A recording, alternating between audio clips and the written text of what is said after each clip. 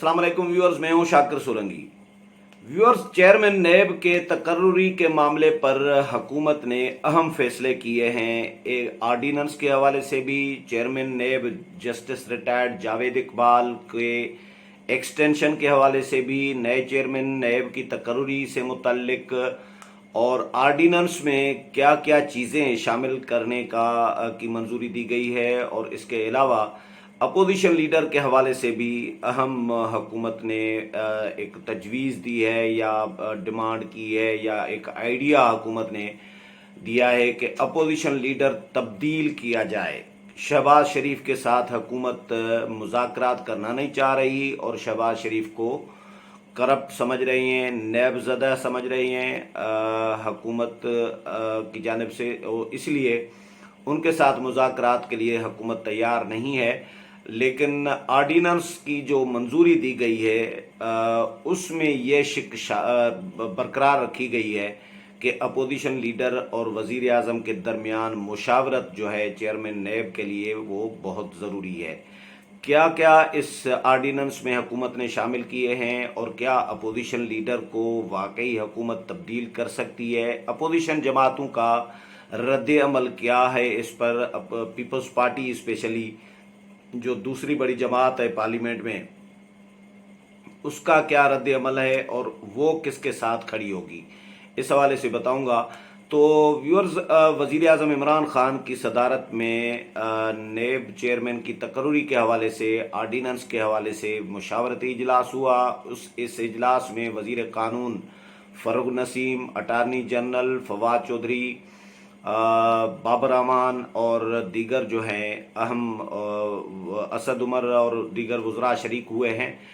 इजलास में वज़ीर आज़म को आर्डीनेंस के हवाले से ब्रीफ किया गया। आर्डीनेंस की जो तैयार किया गया उसमें क्या क्या नुकात शामिल किए गए हैं। एक तो वज़ीर आज़म को बताया गया कि अपोजिशन लीडर के साथ मुशावरत होनी चाहिए इस प्रोसेस को, क्योंकि दूसरा process chief justice of Pakistan का हुकूमत डिस्कस कर रही थी, लेकिन इस पर हुकूमत नहीं आई। आर्डीनेंस में अपोजिशन लीडर को ही बरकरार रखा गया है मुशावरत के लिए। लेकिन एक आर्डीनेंस के हटके आर्डीनेंस से एक हुकूमत ने तजवीज़ ये दी है वज़ीर आज़म को कि अपोजिशन लीडर तब्दील कराया जाए, अपोजिशन के साथ मुज़ाकरात किए जाएं, बात की जाए और उनको कहा जाए कि जी अपोजिशन लीडर तब्दील करें।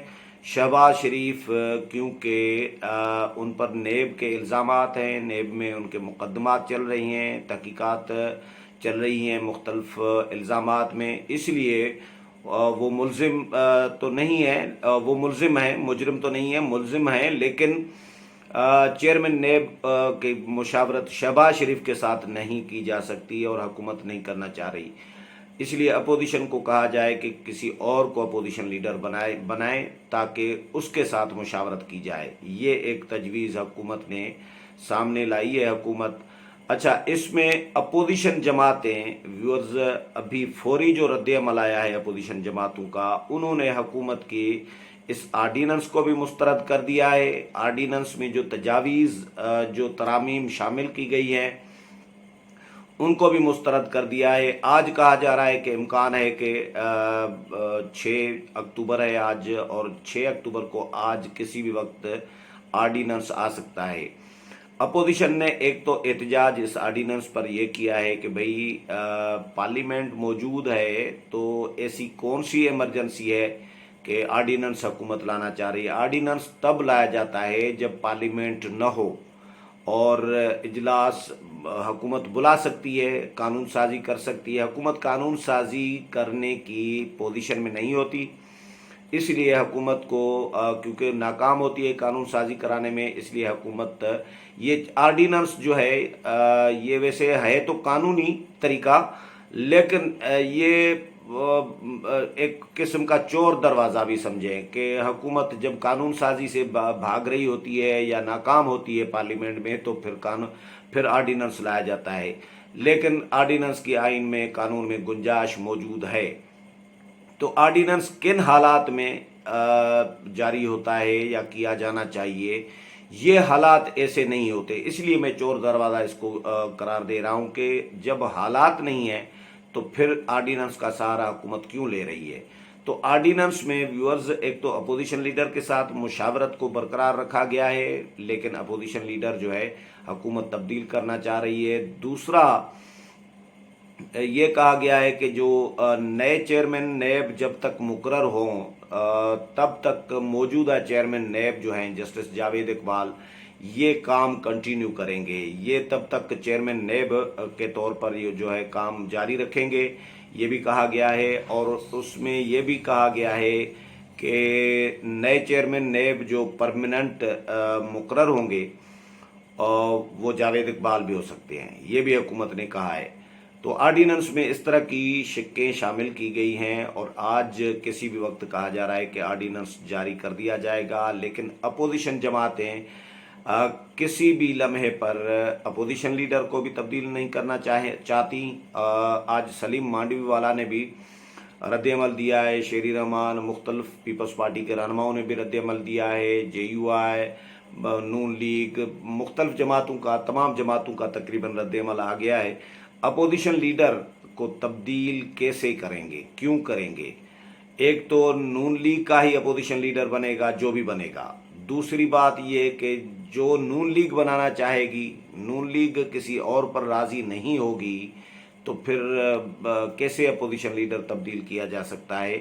और जब तक अपोजिशन के अरकान की हिमायत जिस मेंबर को या अपोजिशन लीडर को हासिल है तो वो तब तक अपोजिशन लीडर रह सकते हैं। तो शहबाज शरीफ के पास अपोजिशन के अक्सरियती रहनुमाओं की, अक्सरियती अरकान की अक्सरियत हासिल है, हिमायत हासिल है उनके साथ नून लीग के अरकान की, पीपल्स पार्टी के अरकान की, JUI के अरकान की, बाकी जितने भी अपोजिशन के अरकान हैं वो सारे शहबाज शरीफ पर एतमाद कर रहे हैं। तो वो तब्दील नहीं करना जब तक चाहेंगे तब तक हुकूमत शहबाज शरीफ को कोई इस तरह नोटिफिकेशन के तहत हटा नहीं सकती। ये कहीं भी कानून में ये नहीं है कि हुकूमत चाहे तो अपोजिशन लीडर मुकर्रर करे, हुकूमत चाहे तो अपोजिशन लीडर को हटा दे।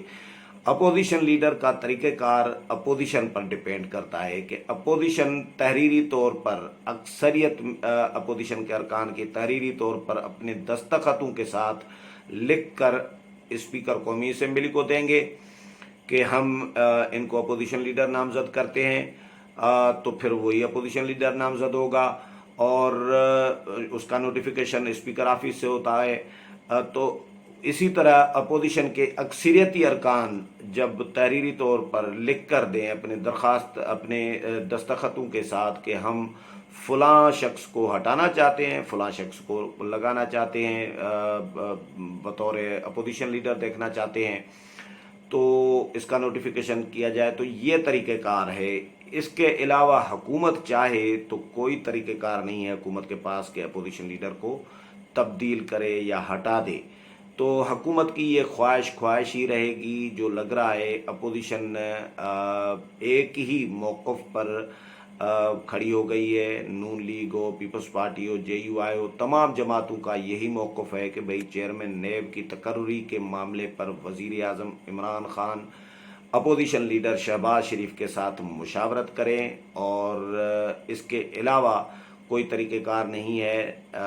अगर हुकूमत ने कोई और तरीक़ेकार एडाप्ट किया तो एक तो आर्डिनेंस चैलेंज भी किया जाएगा, दूसरा मुशावरत न करने का अमल चैलेंज किया जाएगा, तीसरा जस्टिस जावेद इकबाल की जो उनकी एक्सटेंशन है यानी गैर मुअय्यना मुद्दत तक के लिए। गैर मुअय्यना मुद्दत तक का मतलब है कि अगले चेयरमैन नैब, जो नए चेयरमैन नैब जब तक मुकर्रर नहीं होंगे तब तक जावेद इकबाल काम करेंगे। उसमें 3 साल भी हो सकते हैं, 2 साल भी लग सकते हैं, 2 साल भी लग सकते हैं, 1 साल भी लग सकता है, मतलब कितना भी अरसा लग सकता है। तो ये अपोजिशन जमातें जावेद इकबाल को भी चेयरमैन नैब नहीं देखना चाह रही और अपोजिशन लीडर के साथ भी मुशावरत करने की हक में हैं कि उनके साथ मुशावरत शुरू कर दी जाए और अपोजिशन लीडर को तब्दील भी नहीं करना चाहती।